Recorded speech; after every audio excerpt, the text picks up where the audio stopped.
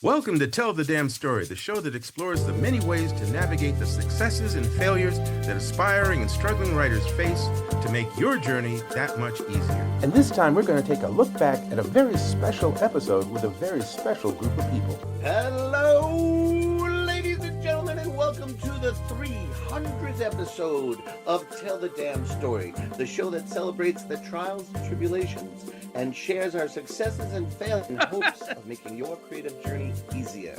There you go. I am a hybrid author and micro-publisher named Christopher Ryan. That's me. And I'm honored to have been on this whole journey with the legendary author of everything from Archie to Scooby-Doo to Batman to his own African-American soldier of fortune, Aaron Blackjack Day. We're speaking of the one and only mythic Alex Simmons. Alex, we have so many guests today. We do. Oh, wait a minute. I got to try this. Here we go. Let's see if this works now. Yes, there we go. Balloons. Balloons. I brought balloons, ladies and gents. Hey, Chris, how you doing? Everybody, Chris introduced himself, so you know from 299 other episodes that what I think of him, and I'm not going to do that now because this is a family show. So right. I would like to welcome everybody who's come here to be here today. This is our 300th episode, and I will point out one quick thing. You see the guy, that gentleman with the shining dome in the center? Well, actually, there's two guys. Thank you. That. Thank you very much. Thank you. The one with the artwork around him, that is Mr. Tim Fielder. So welcome home, Tim. That's great, man. Pleasure to be back, man. Pleasure to be back. Founder of Tell the Damn Story all those years ago. So, Chris, you get to introduce all of these wonderful people because we got a hell of a show. We got a hell of a show. So if I say we have a hell of a show because we have one. If you could be kind enough to just give us a wave as I start talking so everybody knows who's who. Janine Agason is a former middle school English teacher, dragged kicking and screaming 4 years ago into writing novels and comics with her friend and writing partner, Tom Snagowski. James Chambers is an author and editor and a Bram Stoker Awards-winning writer of Kolchak the Night Stalker, The Forgotten Lore of Edgar Allan Poe, as well as the short stories collections On the Night Border, On the Herefront Road, and A Bright and Beautiful Eternal World. He is the editor of Under the Twin Suns, Alternate Histories of the Yellow Sign, and co-editor of Even in the Grave, and A New York State of Fright. Rebecca Cuthbert writes dark poetry and feminist and gothic horror. Her latest book, Creep This Way, How to Become a Horror Writer with 24 Tips to Get You Ghouling, is out now from the legendary Seamus and Nunzio Productions. Jersey Draws lives in Columbus, Ohio. He co-founded Kids Read Comics, who helps put the Ann Arbor Comics Arts Festival on. He served as the interim executive director of Cartoon Crossroads in Columbus, but now works as a teaching artist, leading comics residencies in schools.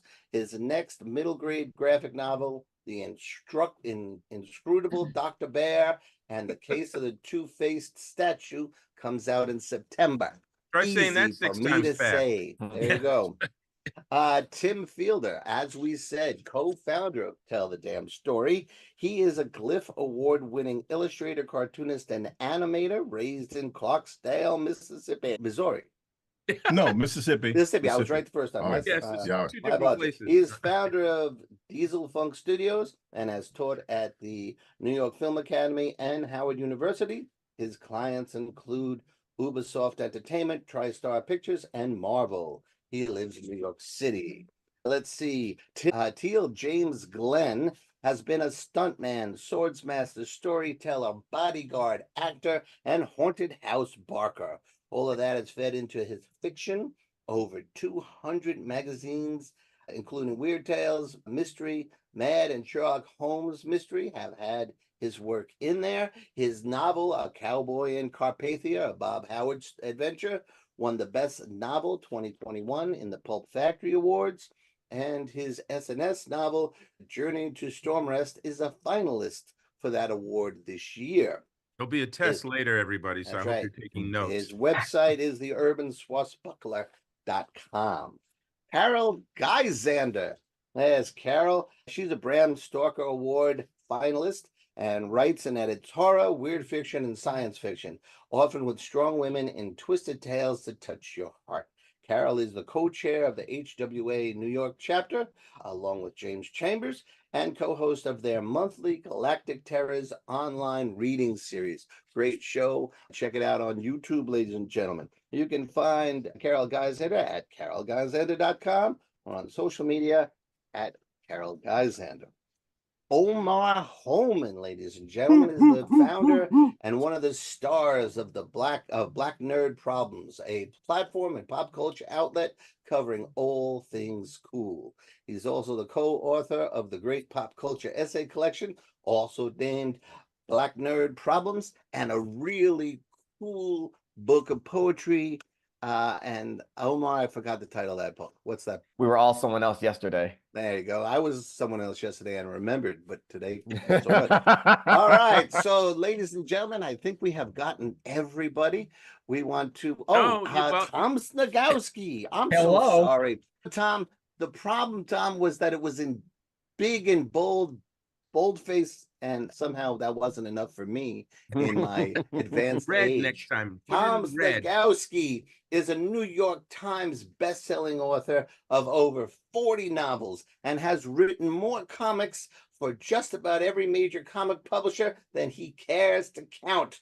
Currently, he's writing more comics and cooking up some book stuff for the not-too-distant future with his writing partner, Janine Atkinson. See how it comes around in a full circle? You can always trust Boston.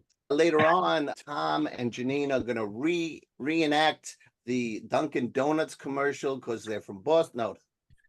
All right. So, ladies and gentlemen, oh my God, what a crew of that was stellar episode guests. 1. So be with us next week. Yeah. The introductions did take a while, but they were worthwhile. You all deserve praise. What we're going to do today is Alex and I, and this is where the audience really gets grateful. We're going to mostly shut up. And we're going to, let's see if we can have our stellar guest panel here discuss a couple of different things. I have a couple of questions that we cooked up, and then Alex is going to unleash the audience on the authors. Good luck to you all. I don't know how that's going to work out because there's some wild questions coming. But we're going to start off with a question about process, if you don't mind. We've spoken about it often over the episodes, but it would be great to hear what you have to say. So a lot of the cliche questions are, where do you get your ideas? We don't really want to know about that, but we'd love to talk to you or hear what you have to say about how you know that you have an idea that is worth writing about. Whether it's a clip that Omar is going to do for Black Nerd Problems, or something you're going to teach the students, Jersey, or something you're going to do one of your spectacular art pieces for Tim, or write about the rest of you. How do you know when you have that's the one? Let's start with Teal. Yeah. I wake up thinking about it. If it's not the first thought in my mind that day, then I'm not supposed to do it. I do a lot of my work in my head before I get up. So I usually will wake up with the next scene in the book I'm working on or the next idea right there, even if I don't get to it for 3 or 4 hours because there's crap in the morning and life and all that. But it literally is the first thing in my head every day when I get up. It won't let me not do it. Let's get someone to add to that. That's a great answer too. I guess if it makes me laugh. If it makes you laugh, it's good. Yeah, I'm like, oh, I think this is funny. And then breaking down like, oh, why do I think this is funny? Has anyone else made this joke before? If they have made this joke before, what can I do to either come at it at a different angle and build out a story from it so that it's something different? Maybe it could be something we all know about, but it's told through this different lens or a different perspective of looking at that thing. Especially if it involves humor. Like I think about for an example, like the Karate Kid. I'm like, oh wow, Karate Kid 2. Oh, everyone remembers the first movie in Karate Kid, like the crane kick and everything. I'm like, the second one is way wilder. He was 17 years old in a whole nother country in a life or death fight for his summer vacation. So thinking of it like from that angle, like really looking at it like that, that's hilarious. and also dangerous because what if he died? What was Miyagi gonna tell his mom? Like, it was like what was the end game there? So like things like that, and so like a new way of looking at something. It doesn't matter like how old it is or how new it is. You can always be like more relevant again in a way to make it like evergreen as well. Excellent. Let's get one or two more if you don't mind. Rebecca and then Carol. All right. I think I just have to start writing it. Like I have to try it. There's no Wow. way to know if it's going to work or not until I get a few pages in. So you just And dive into the deep end. just like diving in, and then I'm with Omar that if it's like horror comedy, usually if I'm laughing while I'm typing, I'm like, okay, this is some, or if I think the characters are compelling or I've got a really good setting or something. And then if I finish the draft and I come back to it a few days later and it just feels like I don't really feel anything about this, then usually I'll let it sit, maybe move to something else. Okay. Does it ever come back?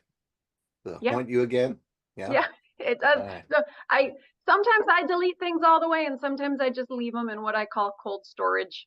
I There put you an go. NW next to the file. It means needs work, and I just forget about it, and I can come back to it if I want to in the future. Cool.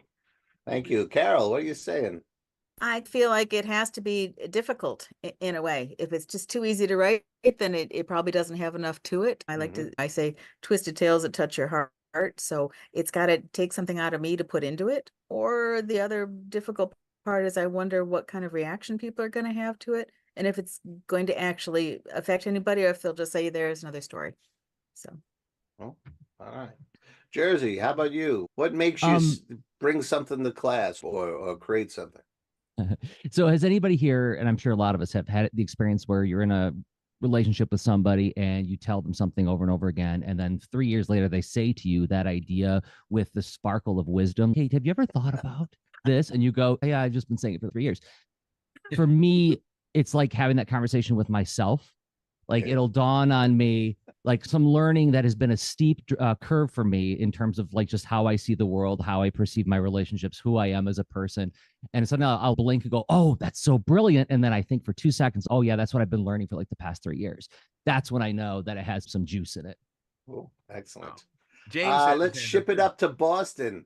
Let's get Tom and Janine up to Boston okay. as it is. Don't worry, James, you'll get your shot. Well, we're gonna finish strong with James and then the mighty Tim. So there we go. Let's say Janine first.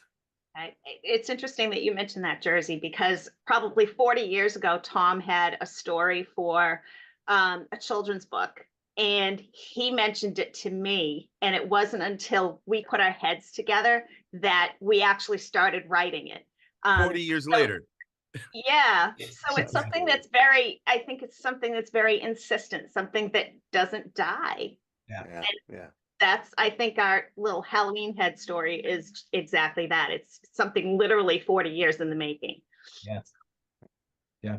Tom, you agree? It's like something that won't leave you alone. You think about it, you say, oh, that's cool. And you go about your business, but it keeps coming back. It's still there. It's waving to get your attention. It may take 40 years, but eventually you pay attention. Yeah, it goes to the Stephen King thing about letting them fight it out in your head. Yeah. And the idea that climbs up out of the top, bloodied and still surviving. That's the one. James? James, sir. I was just going to add one. I think I to some extent, I do all of the sort of the techniques people are talking about, but the one that lately seems to be the most driving force between me or for me to decide it's time to write something is if a deadline is coming up. There you go.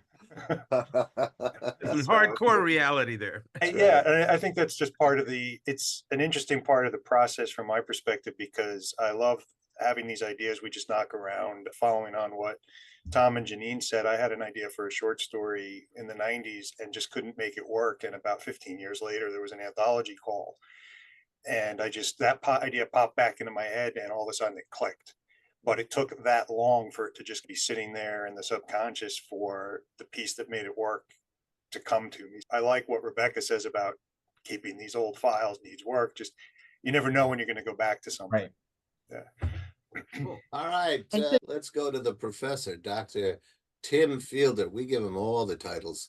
Tim, you break new ground with art, with who can tell a story, how the story is going to be told. How do you Yeah, know when it's time? It's when it lets me. It's when When it it lets me. you. Yeah, because All right. sometimes stories come to me in visuals first, but there's Sure. no written narrative context with Right. those images. It's just a dope image. You're looking at it Right. like, wow, there's a story here, but it won't let Won't me give it know up. Yeah. what it is. So I have to wait. So like Infinitum, I created back in 2004. Oh, There okay, it it is. is. 2004. But then the story didn't form into something that was solid till 2016, There you go. when there was a New York Times story where they were going to feature it before this was even a book deal. But then after that, I was like, oh, this is it. And it was 24 images that, of course, expanded into almost 300 images at the end. So it's always iterative. It's always over a period of time.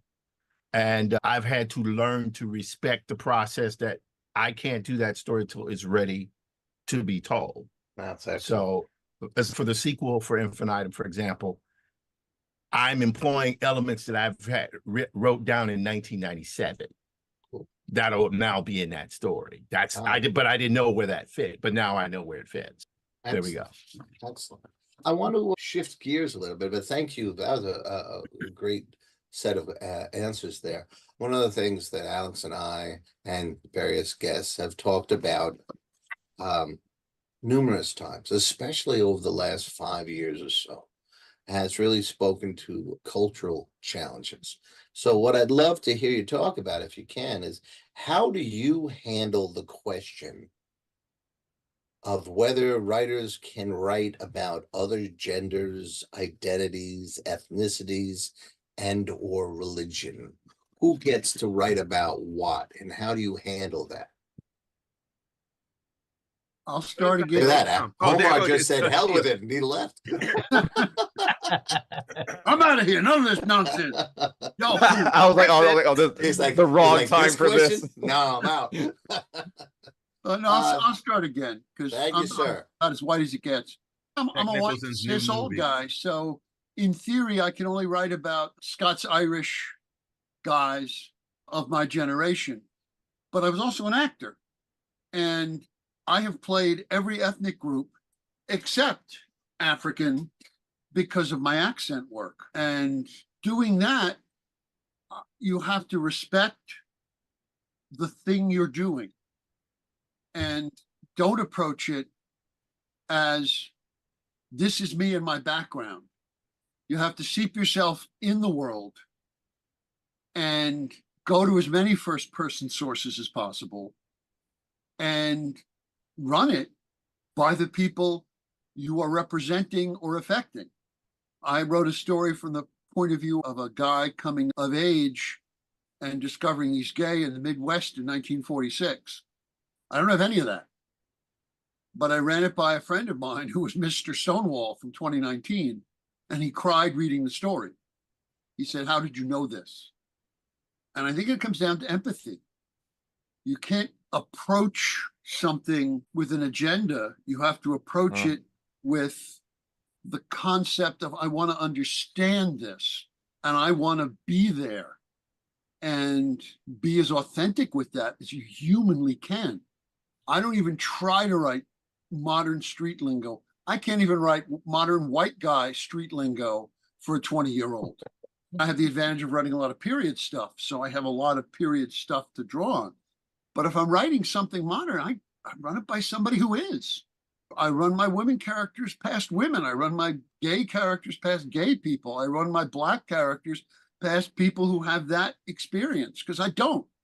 I still remember the first time I had to become the token for my buddy he's Native American, but essentially presents as Black. It's that mix. And I had to get him cabs.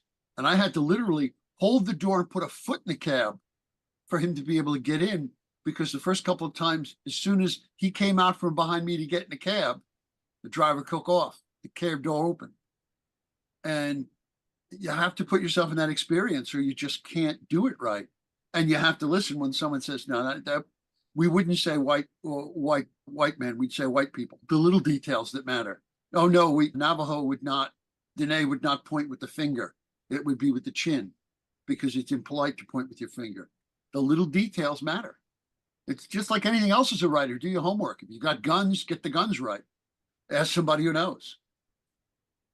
I think that's a really checking in with someone and then checking in with a group and with people, like that is the important part. I think you get dangerous when it's a writer like, oh, I got this, like when they don't have that empathy. And like, oh no, I can know this. Oh no, you cannot.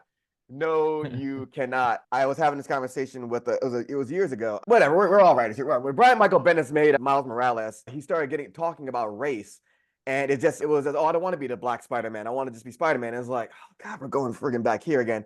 And maybe that's a conversation that happens sometimes. But it's like when you're a Black person here, and you're like, dog, and also hearing it's coming from a white dude writing this, and it's just like, it feels risky. However, I had a writer I was talking to at the time, she wasn't comfortable when it was like a white person writing like a Black character. However, it's been proven that there are white writers that can do that. You look at Kelly Sue DeConnick with her work in Bitch Planet, where she's writing about a Black woman having to change herself and a white woman taking a hot comb to her hair, and like the nervousness of that, because those are two different cultural things happening right there, right? And in the twist end of like how she loves herself in the end. Oh, you didn't expect that coming, and that was written by Kelly Sue DeConnick. Al Ewing, who was writing on Marvel, he had a really good writing with this character, Blue Marvel, who's a Black man, and Luke Cage. And they're just talking to each other about their different opinions on how they approach things, where Blue Marvel was a character that stepped down when people found out he was Black, and Luke Cage, well, maybe he should have stepped up. And they're arguing with each other, and it's a way of talking about race without talking about it, which is a skill there. He never implies race, but like just these two Black men having the conversation, it does the work for you. You didn't have to fill in the gaps there. I'm doing the work. It's just that we don't normally get to see. It does the work for you, and your mind can go wherever with that. Same thing as he's done with Storm, where like Storm is only used as in X-Men. Storm is used as a weapon, whereas we see her as really as a woman, a human, all these different aspects, which has not happened in, let's say, 30, maybe 30 years, something like that. So like and this is a white dude doing it too, and like an online joke has become like,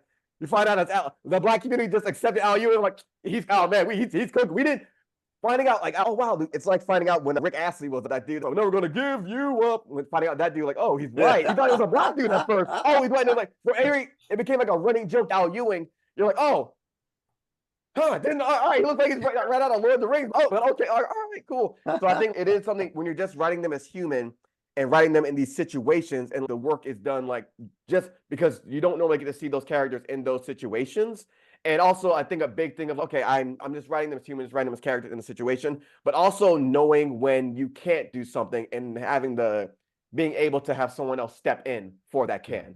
I think that's a big thing. It shouldn't be like a pride maybe it's checking your own ego and pride, where it's, okay, I know, and maybe this would be a better thing to hand off to somebody else so that they can like step it up, and then I just come back around to do another part as well. So I think that really resonated with what Teal was saying. Oh, Omar, can you just show a little bit more passion for what you're saying? Sorry. No more Coca-Cola for you, young man. Carol? I drink ginger ale because I like to pretend it's scotch because it burns. And then the bubbles go right to his head. Yeah. That explains the hair. I think it's really important to think about why you're doing something with your characters, and very often people feel the need to explore or expand the characters in their story, and they say, oh, all right, I've got to get some different people in there for me, so I'm going to have, let's see, I'll make the sidekick a person of color who's gay or alternately gendered, and this, that, and the other, and then I'll kill him off and make the story easier. And that's not serving anything. No, it doesn't make your story better. It's not really connecting with the way people should be interacting or do interact. It's just checking off something on a list. And I also very much agree with the idea of talking to people who know what it is you're trying to explore in this character. Check in with sources. How about James, who has written everything from Kolchak to Cthulhu? That still took sounds. That's right. Yeah, I think that the keys for me, some of them have already been touched on, are to do your homework, do your research, and be respectful of what you're doing and who you're writing. My sort of default position when I write anything is writers are supposed to be observers. of the world around us. And so anything I write, I'm drawing on the world that I see around me, experience around me. And I think about the characters and what is their world, who would be in their world. And so I generally populate that world with the people that I would see in the equivalent world in reality. I have, as most of us do, I think we've had the benefit of spending a lot of time in big cities, New York or Boston, where we just in day-to-day life encounter a lot of different people from a lot of different backgrounds. We interact with people, and we just have maybe a broader sense of what makes up the world around us than people who don't spend a lot of time in big cities might have. I don't want to sound like I'm making people who don't live in big cities sound bad, but I think you just have to draw on that. What is really in the world and be honest. And when I write characters who are not like me, I try to approach them first, like Omar said, as a human, as an individual, not somebody who's representing anything or standing in for anything, but just this is a character, this is a person who lives in this world, and I try to base them on my experiences, on people I know in particular who maybe share characteristics with that character. And that's my process for it. Cool. Excellent. Anybody else? Rebecca. I just wanted to bring up, and people have talked about this, but not used the word sensitivity readers. I think that they're very important. And it's another way to do your homework. It's another way to check in with people from a community that you are trying to represent respectfully in some way. So I think that whenever I attempt to write outside of my experience, I'm always going to find a sensitivity reader before I try to put that out for the wider world. Okay.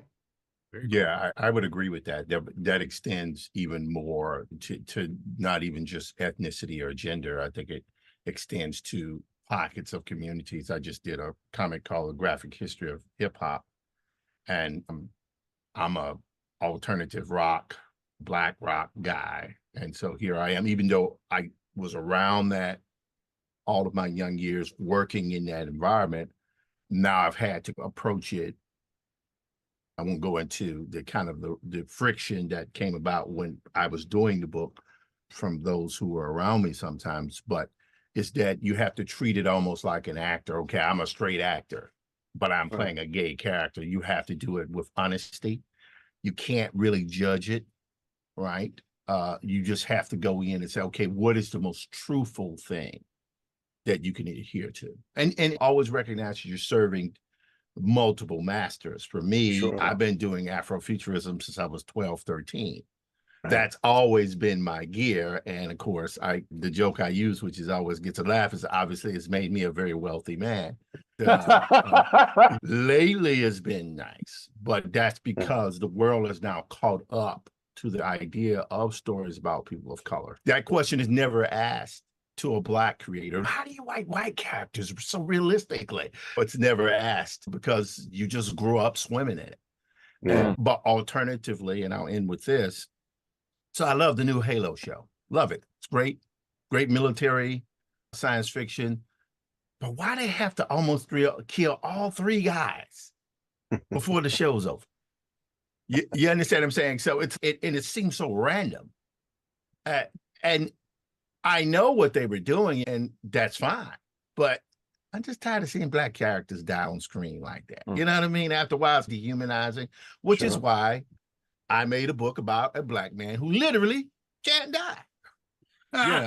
And I keep going to that because it's, you know what I'm saying? When I'm saying you're serving two different masters, right? What you're doing is you're trying to tell a compelling story, but you're also trying to fulfill a need inside yourself. It's like Rick Rubin says, your first audience is yourself.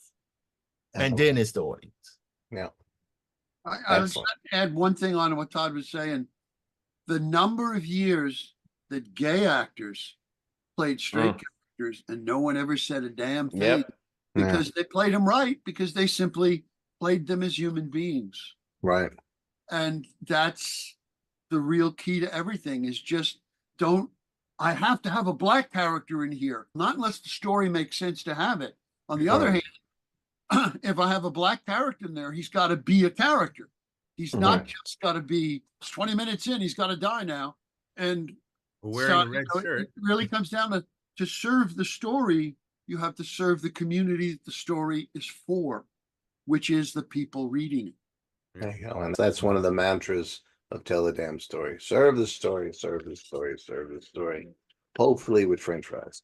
Call for that one. I'd like to get to our third question and then unleash the audience. Yes, Janine. I just want to say I'm learning so much. Like being a new writer, I am still, I think, at the place of write what you know. But like everybody said, as long as you're treating your characters with empathy and we're all in the same place, we're all human beings, I think that you can get to the truth of the character and serve your story well. But this is all really good for me because I'm learning stuff. So that's cool. I think Right, find out how to learn what you don't. Jersey? I just want to piggyback on what Janine just shared, is that I think there's a stance issue that's embedded in this too. Whereas if you have a rigid stance and you're saying I'm the author and I am bringing, like in teaching, you've got like the sage on the stage versus the Socratic method, right? And I work with teachers like, I'm filling you with knowledge. I'm like, actually, on the Pokemon theme song, you teach me and I teach you. It should be a two-way street. and I remember 10 years ago when somebody taught me the term crisscross applesauce. And I remember I roared with laughter because my world just got bigger. I was like, oh my God, I never saw what I was saying. Thank you. And these teachers were very shocked by that attitude because they exist in a world where there's a correct answer and incorrect answer. Incorrect means you failed. We're in a room with failure. And I think part of the empathy I'd also try to bring to people who get a little bit like rigid about this is, yeah, that's the world you live in. You always feel like you're being tested on this stuff. But artists could be the rule breakers who say that everything is welcome here. Let's pretend, let's play, let's be expansive. And when we don't know something, that means we're about to learn something. And that's awesome. That's a really cool thing. Yeah. One of the things that I was blessed with was when I was a teacher was students like Omar Holman who would come up and say, can we learn about this?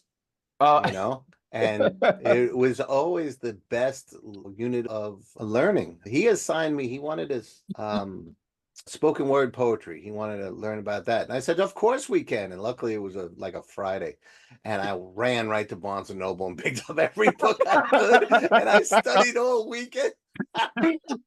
It's funny to hear because I'm like, to me then, hey, can we do this? And like, I guess and you're like, yes. And so I'm like, yeah, I'm like, you're a teacher, everything. Like, okay, so I'll see you on Monday.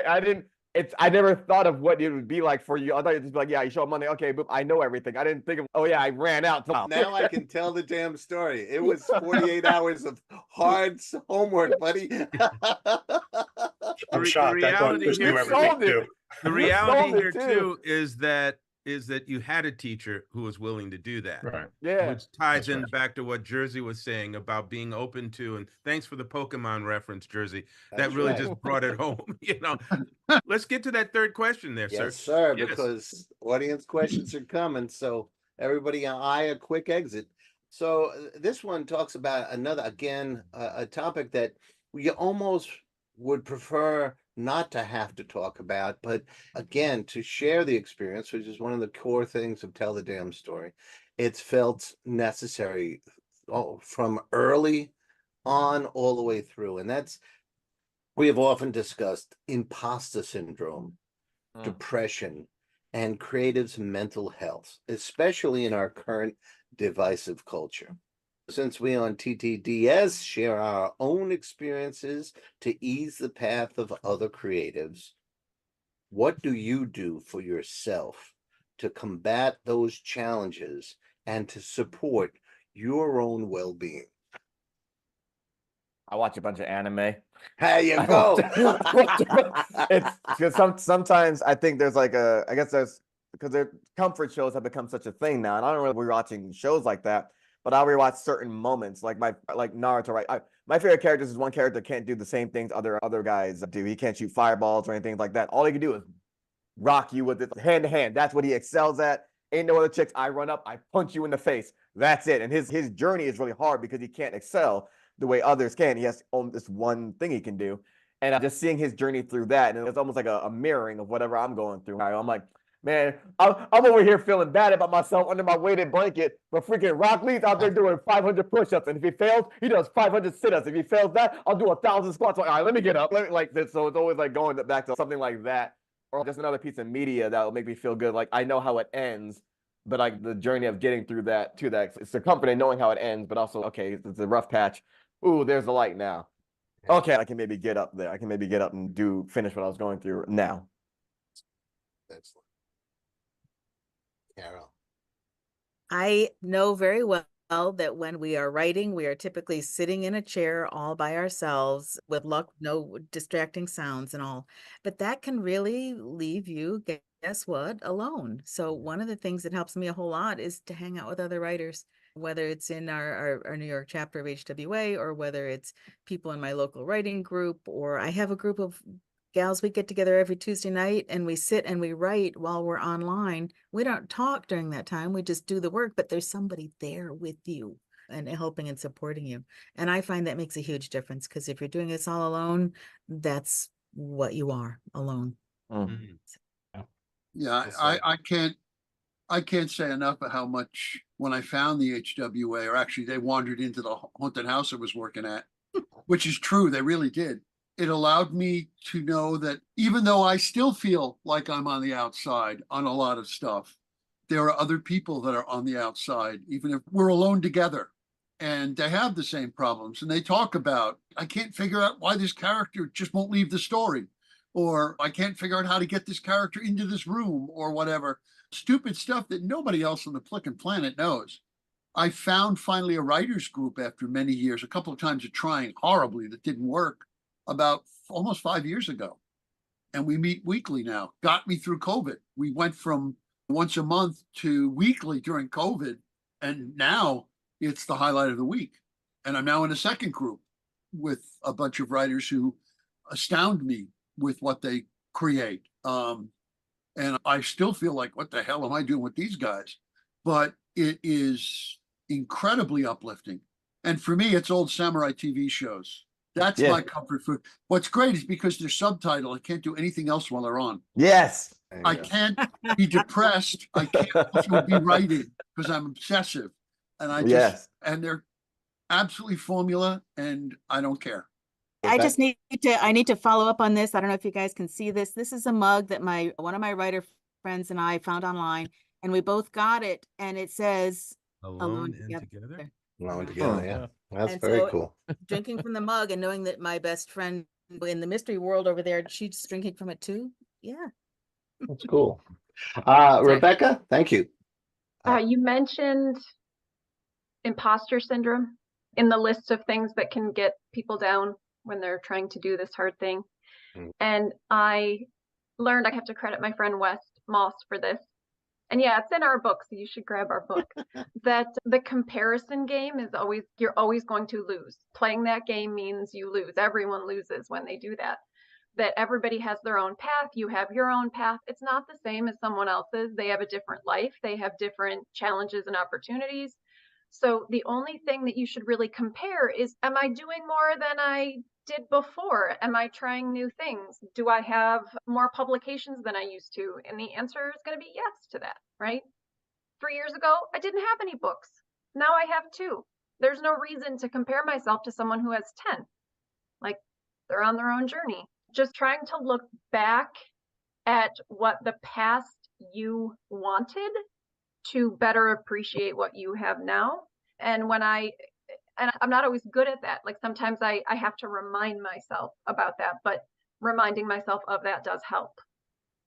That's well worth it. Yeah. I come from a Bronx Irish Catholic culture, so self-loathing was a cornerstone, and it's been a lifelong process of trying to extricate myself from that. Who else? Jersey, sir. If I could make an observation about Alex, one of the things I admire about him so much is that he embodies wisdom, but also childishness and childlike wonder. And one of the things, when I think of self-care, I think of reminding myself that, oh, I got into this because at some point as a kid, I really liked it. Right. And that can get obfuscated by trying to do some kind of, like, thinking of every time you're being creative as having some kind of utility. You're making something for somebody else to see and react to. So something I've been doing recently, and it has been life-changing for me, is making art without objective or purpose. Just sitting down with a book that I don't show anybody. I don't show it to anybody. It's not for anybody. It's for me. And getting to sit in a space and be my own friend. The difference there is it's not loneliness, it's solitude. And it is Cool. very enriching, and it reminds me why I got into this. And then I really do feel like there's a Alex Simmons Obi-Wan Kenobi ghost watching me when I'm doing that. Yeah. Jersey, I'll second that, because the Tell a Damn Story exists because, and the Blackjack rapid read exists because I have offered this to, or asked this, or pitched this to a lot of different people, different ideas, and Alex says yes. He has always been open. I mentioned something to Rebecca, and she said yes, and worked for 3 months and created that book. It's that kind of thing, saying, yeah, or what if, that keeps us going. Even to quote one of the chapters that Rebecca, she has great chapter titles, Believe Beyond the Doubts, has been really personally helpful for me because I majored in doubts and really got good at it. Yeah. How about I have to bring to attention the fact that if we're all holding to the hour mark, we have about 12 minutes left of that. And I know at least one of our fighting force here will hit the silk at that time. So I just so want to. at this point, if it's okay with everybody, let's turn the questions over to Alex, and you, as long as you all agree not to hold me responsible for whatever the hell happens next. No guarantees, dude. I'm gonna try and fit as many of these in as possible, which means that what will probably happen is maybe one or two people will respond to the question, and then we'll jump to another one like that. We'll see what we can get done here. So these are audience questions, Alex. Audience questions. These are questions that were written in throughout the week by various individuals. So here we go. Okay, so actually this is close to something that someone already asked. Do you go in with the ending when you start writing a project? Do you go in with the ending already in mind, or do you let the story play itself out? Who wants to tackle that one? I'll go quick on that. Sometimes I've written the end of a book first. I've written the epilogue before I start the book, because other times I'll know where it's going. But other times I will literally just start with a scene or a mood and write until the book finishes itself. I can't do that if it's contracted, because they want a freaking synopsis before you write the book. But going back to what Jersey said, sometimes I write for me. When I write for me, I just go on the journey, and when it's finished, and then I see if I can sell it somewhere. But I wrote it because I wanted to go on that journey. Beautiful. And those are the ones often where I don't have the end exactly. I just have a feeling I want to have people walk away with. Got you. Anyone else on that one? One more? Okay. Same. Oh, go ahead. What? Same? Good. One that says, what was the first piece you ever wrote that made you think, I want to do more of this? I want to be a writer. Wow. I'll jump in. Go I was ahead, going to say, James. don't all jump at once, Yeah. right? Okay, James. Well, all right. Yeah. So I think when I was a kid, actually, I must have been like 8 or 9, and we got an old electric typewriter, and I got permission to play with it. And the first thing I did was write a 6-sentence story about my Shogun Warrior toys. And that was just so fun. Putting life into these plastic characters in my own head. I was like, yeah, I want to do more of this. I probably didn't think about doing it professionally at that point, but I definitely knew I was going to write more stuff, and then did over the years, obviously. I'll quickly say that I've always been a storyteller, even as a kid. A lot of the stories I made up got me in trouble, but that's another story. But in terms of knowing that I wanted to do this professionally was after reading Something Wicked This Way Comes. Cool. And the opening lines of that, I want to be able to do that. And I went after it. So that was my answer to that one. Just quickly, I Yes. read, I guess I was 7th, 8th grade. I read S.E. Hinton's The Outsiders and ran out and got a notebook and a pen and basically plagiarized the entire book. But it was just the process of writing. And then I realized, wow, that's really her. I didn't know it was a her at that point, but that's S.A. Hinton's story. But I like this thing and wanted to see how I could write my own stories. It took a little while after that, but S.E. Hinton's to blame. Okay, So- here we go. How many hours a day or week do you spend writing? Does anybody have a pattern or a system? Yeah. Tim? Every. Oh, I'm sorry. Tim, did you have your hand up? Yeah, but go ahead, James. Teal, No, you no, go, start Tim. out. My answer is simply every. Every. If I'm not Every thinking hour, of every doing hour. it, I'm Yeah. thinking about doing it or Mhm. planning to do it. or regretting that I'm not doing it. So Mhm. Yeah. Teal just finished Yeah. another novel while we were listening. Go ahead. Yeah, I'm in an interesting place in my career. I have to put anywhere from 8 to 15 hours a day and 6 to 7 days a Damn. week because and it took, as Alex and Chris know, it took decades to get to this point because I went for many decades in my career where, yeah, I was in that group that started in the late 80s and 90s. A lot of these guys who are big, they're my contemporaries. My career never really went anywhere, although I did the Marvel thing and that whole thing. But now, due to Afrofuturism, it's popped me into another gear in my own personal life, just being not understanding how important it was. And I repeat this like a broken record, you all knew it was going to come, about finishing things. Once I got that and I docked that like a spaceship to each other, it has altered the course of my life. What I did not realize, however, is that once you collect one thing and you demonstrate not only that you can finish it, that it's cutting edge and it's good, people will want you to do more of it. And then your schedule can get packed. So that's where I am now. So I'm overdue on one project. I got to turn in to Marvel tomorrow.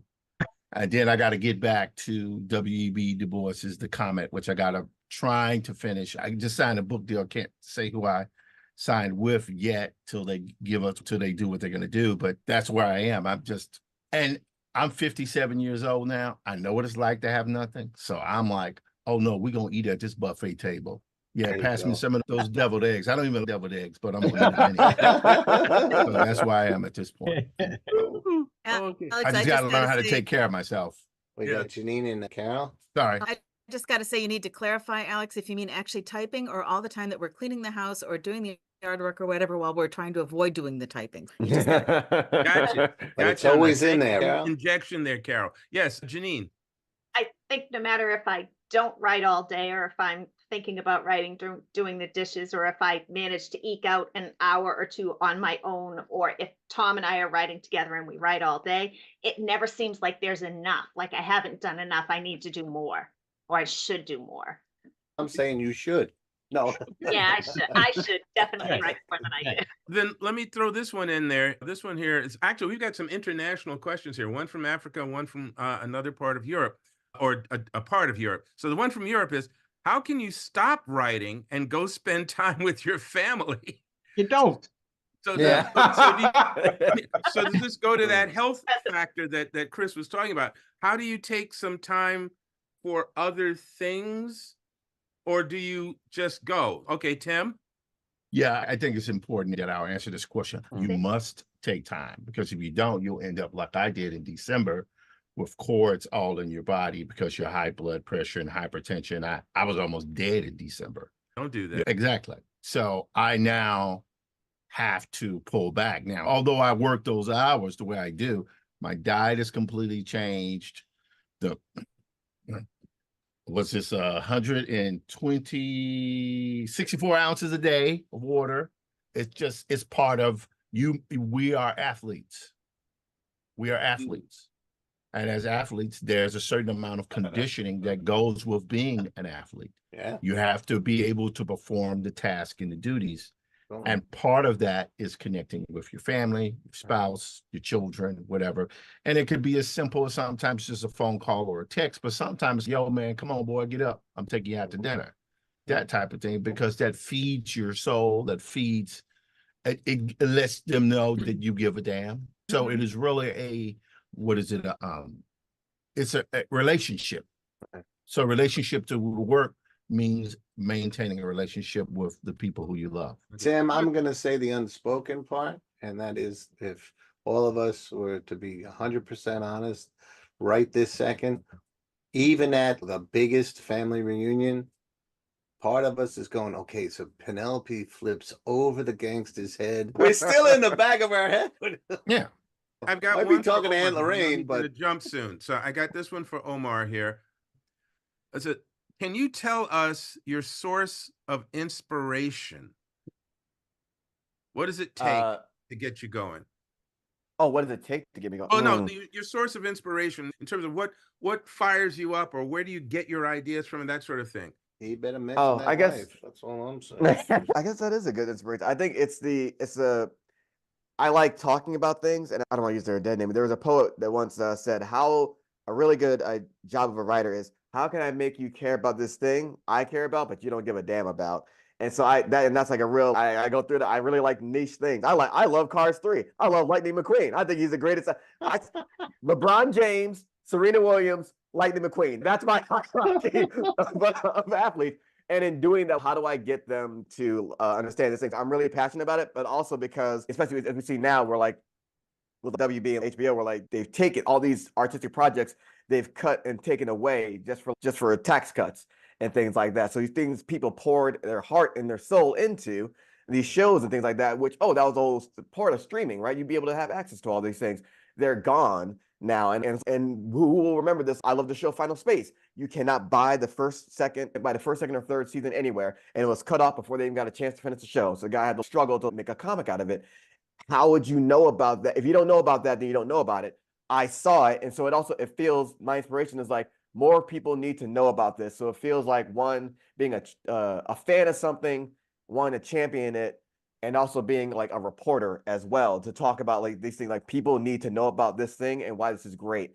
So that's one aspect of it. And then also just, I guess that's the other aspect aside from, I enjoy this and it's funny to talk about. You need to know about this thing. And I'm talking from like a position, because I write like essays, reviews and things like that, or like why this media was good. So like getting people informed about something and like this, especially like this, it's a shame when something comes to cult classics because like it didn't have a big a big outbreak, whatever. Okay, it was an all right movie. Oh, we appreciate this thing years later down the line. So I think if I can appreciate it now, you know what I'm saying? Maybe that gets more people around it, centering it now too. So it's always just one to stick up. I love an underdog. I love an underdog. So it centers there. I want you to know about this thing that's really great, and more people need to know about it. And it's such a shame that more people don't know about this thing because of these number of circumstances. Perfect. Thank you. Thank you. And if you do jump off while we're still talking, I love you, man. Thank you so much for being here. Yes. Thank you for having me, guys. It was great meeting you all. That was very cool. Check him out on Black Nerd Problems. I tell you what, Omar's work on pop culture is not to be missed. He is insightful and hilarious, and this energy is 1/10 of what you see when he's performing. So check him out. Yeah, absolutely. Thank y'all. Okay. Yeah. And I learned from Chris. That's why. There you go. I'm take my compliment as I leave. Take my compliment as I leave. Peace, bro. All right. All right, so I will just throw in a couple more questions here. Actually, I've got quite a few, but I'll just throw in as many as I can. This one is, okay, this is a funny one. How do you manage to keep into your head or work through in your head all the lines, the characters, the circumstances, the relationships, all of that material? How do you work it through? What's your process? What do you come at first, or does it just all come to one big crash on a 6-lane highway? Rebecca? I want to say it doesn't, and that's why we have to revise 7,000 times, because we forgot that this person met that person back then, or it's June, not March, or whatever. Like all these pieces, especially I have a novel in progress and I've already been at it for 2 years because I'm like still figuring things out, or I forgot something and I got to go back and rework a scene to add in the thing I forgot. There's no way anybody can keep all that in mind at once, and it's why you can't sit down, write something and send it off for publication. Writing is a lot of work, and that's part of it. I have James, Tom. I have quite a few of my friends I'll be talking about a particular project and how it's like weighing on me terribly. And they'll look at me and they'll say, "Oh, you forgot the mouse." And that's from a previous novel that I wrote that had a mouse as a main one of the characters that I completely forgot about the sequels. So I had to go back and insert the mouse and restructure the story to have the mouse do what the mouse was doing in the first book. So it made sense. So yeah, that's the big thing. Oh, you forgot the mouse. There you go. I guess I'm the weirdo on this because I have an Altiva, my fantasy world. I have 6 novels and 20 or 30 short stories in it.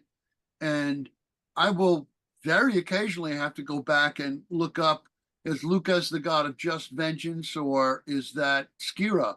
But they sit in my head all the time. Maybe it's because I don't have a social life, but I literally, it's all there. I don't forget eye colors or any of that stuff with any of my characters. And I've got, I think it's at this point, 61 separate series characters. And Wow. I don't forget them. I guess it's why I don't have room for anything else in my head. Jersey, I just want to see if you want to add something to that. This is something that maybe Tim and I both suffer from. Is Tim, do you do model sheets for your characters? Oh my God. Don't start, man.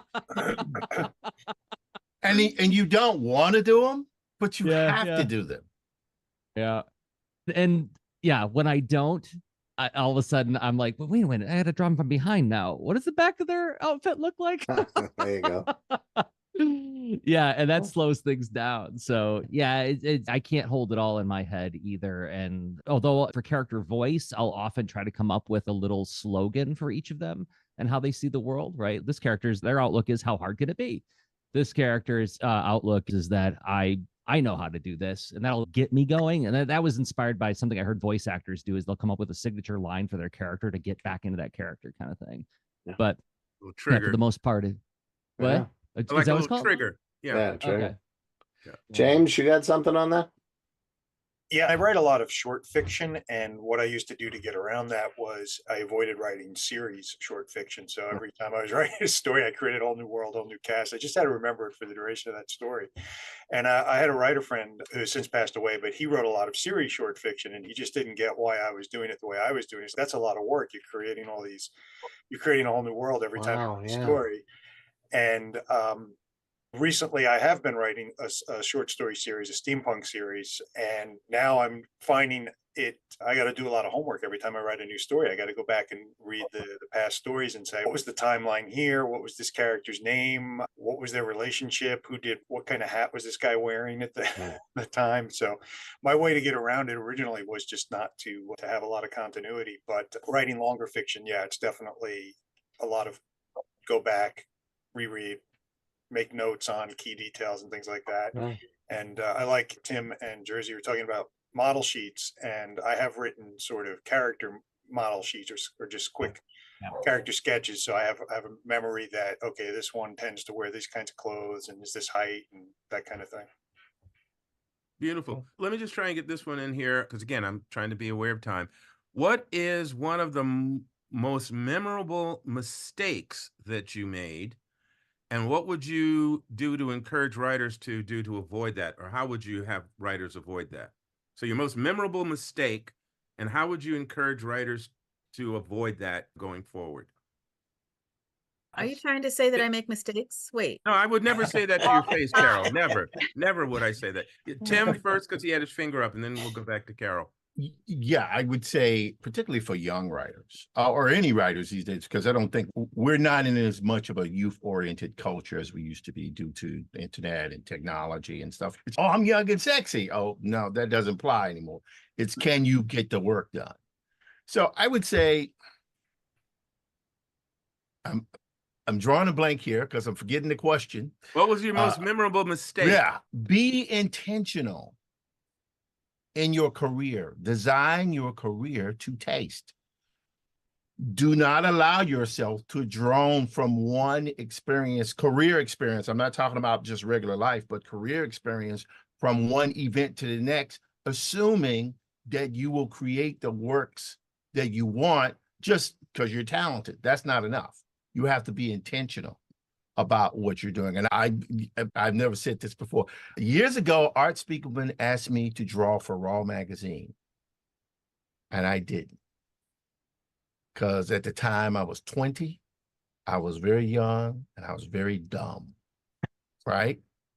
And there's not a year that goes by where I don't think, what if I had just kept my mouth shut and just did the work he asked me to do? It was only going to be about 4 or 5 pages, but no, I had to get into all this other stuff. And I said, dude, not everybody has these opportunities. How about you shut the hell up and do the work? Yeah. So yeah, I hope that's, I don't It know was if a that good answers the answer. It's a question. be intentional. Yeah, because Yes, you be made the mistake of intentional. not Yes. being. Sorry, Yeah. didn't mean to drone on a little bit. No, No that's all problem. right. No drones. Carol, did you want to say something, or were you just having fun with me? No, I was just having fun. Oh, okay. Okay, Janine. Janine? Yeah. I, being a former teacher, I always encouraged my students to just give it a try. And if you make a mistake, it's okay. We learn from them. And I am the worst person at taking my own advice. Yes, you are. I'm working on it. Now I make mistakes all the time, and sometimes it's hard not to feel like a little seventh grader going, "Oh, I did that wrong. Oh, that was dumb. I should know better." But the truth is, if you don't make mistakes, you learn nothing. You learn more from your mistakes than you do from your giant successes. Keep making mistakes. No Okay. mistakes, just opportunities for improvement. Yeah.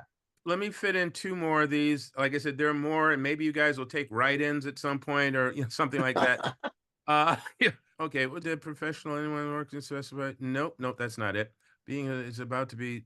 Wow. Oh, are the stories better written by the? Oh, okay. Are the stories that you write better inspired by true experiences or your imagination? So I think what they're asking there is, which is a better source, coming up with stories from your imagination or writing stories based on true experiences, things that you've seen and that sort of thing? Yes, Rebecca. Rebecca. Head to head. Yeah. I think every story, no matter like how wild it is, going to have some kernel of true inspiration in it, right? You saw someone on the street, or the weather was a certain way one day, or I don't know, you base a character on someone you knew 20 years ago. And that's for any genre. I think that's for like fantasy and sci-fi, right? Things that are so far from the real world. There's probably still something in our world, even if it was someone else's work. You could be watching a show or reading a book that is totally otherworldly, but there was something in that inspired you. Well, that story existed in real life and you took a kernel from it. That's the stuff that enhances the imagination. Right. Mm. So you Yeah. take the building blocks of somebody you knew or a place that you saw or something, and you use that to enhance Yeah. stuff that's coming up out of the coconut. Yeah. Let me I ride would that. say Tom, stay with me on this one. A question that might tie into what you were just saying is, does visiting a place or a country or something like that inspire you? In other words, do locations and things like that also factor in? I don't go anywhere, so no. Though I have had people tell me ask me when I visited places and But talk you don't- about that Yeah. I've never been or seen or anything. But you've written about those places. I've written about them, and they've asked me when I visited that country or visited that city or whatever. Okay. I was gonna Anybody else want to jump? Yes, James. to tag on to what James first, then you. okay. Yeah, I think that's something I have done on occasion. If I'm writing about a place, I'll go there if I can, even if it's not the same place. I remember writing a short story set in the historical Five Points neighborhood of New York City, and that was accessible. So I went down to that part of Manhattan and just walked around for a while. One of the things that I've done in recent years, and this is funny, is you can go just about anywhere of significance in the world on Google Maps Street View. Just last week, I was walking, not literally walking through the Great Pyramids to just get a sense of scale at the Pyramid of Khufu and the burial ground across from it for a story I was working on. A few years back, I made a comment online about, gee, I'm so happy I could go to this particular Antarctic camp on Google Street View for a story I'm working on. And I was surprised that half a dozen other writers jumped on and they were like, oh yeah, or have you seen this camp in Antarctica, or doing the same thing? So I do try to get that real feel for it as much as I can, whether I can get there in person or it's virtually. Okay, Teal. I was just gonna throw into what Janine said about making mistakes. And I've had a lot of jobs in my life. I've worked a lot of careers, and that feeds everything I write. I can, and go back to what Tom is saying, if I've been there even for a day, I can do it. But if not, like Jim said, I will read everything I can. I've had people tell me, how did you know how much that cost on that bus in Hong Kong? I looked it up. Fake it till you make it. Yep. I'll just add a quick thing on there. I wrote a story, an adventure story that took place in Africa, and I really grabbed the opportunity and took my advance and paid for a ticket and went there. And the one thing that I got out of that I could not have gotten out of any of the virtual methodologies or reading about was the smell, the sense of smell and the temperature in certain environments. It really brought home certain things that were very important to me later when I was writing that story. But yes, sometimes if you can go to the location, it's very useful because your other senses will get fired up and you can use that later to help create authenticity. I'm sorry, somebody else was going to say I something? think it was Tom. Yeah. Did you have something, Tom? No, I already spoke. What You I'll just did physical. what I'll say is when you can't go, James said use the maps, Google Maps or whatever. But yeah, Alex, the map is not the territory. Being there is different than looking at it on a screen or reading about it. So if you can get there. Yeah. As much as I would love to continue this, because boy, this is fun. we're at that mark. I just would love to give everybody an opportunity. First, let me say thank you, everybody. Really, Yes. thank you. Thank you. Let me see if I can get some balloons going here. Yeah, there we go. Thank you. Thank you, everybody, for really participating, for sharing, for being so open and honest and real about this. And of course, you've been here before, but you've got an open invitation to come back to this house anytime. And I would love to get a few of you back here together in another sort of this writers council thing, because this is fun. This is very really cool. informative. I'm learning, and I've been around for a while, you know. So We appreciate your generosity, and it's a great way to mark 300 episodes with your Absolutely. wisdom and your heart. So thank you very much. And do you want to say anything, throw out anything to our audience, any thoughts, tips, whatever? Promos, whatever. Just congratulations to you guys and all the Very work nice. you've done for a long time. And what a gift you've given everybody 300 times over now. That's wild. So Yeah. thank you. And congrats. Okay. Thank you. Yes. I often think about if I had the internet when I was first starting to write, a show like this would have been amazing. Thank you. Yeah. For real. And, Yeah. and this one is. There's a lot of really That's right. great people who've come through it. Yeah. Yeah. Yeah. And most of those are still on YouTube or on wherever you get podcasts, so you can check out older episodes of Telling the This Story. one, this is being recorded. Obviously, Facebook is going to keep it for a little while. And then, of course, we've recorded this and we'll put it up on our YouTube channel. So all of you who were not able to be here live, you missed. Check it out in a little while. Give me a chance to get the technology and move it over. But there'll be a recording of this for you to enjoy and hopefully pick up. And I'm sure, Chris, Great opportunity to like and subscribe, Alex. Yes. Yeah, why don't you say that again, Chris? Because I love hearing that. It's a great opportunity. Hit that like button, hit that subscribe button, and hang out with us as you learn and you get ready to tell your own damn story. So Absolutely. And please leave questions and comments here on our page or on our YouTube page, or send us an email or any of that kind of stuff.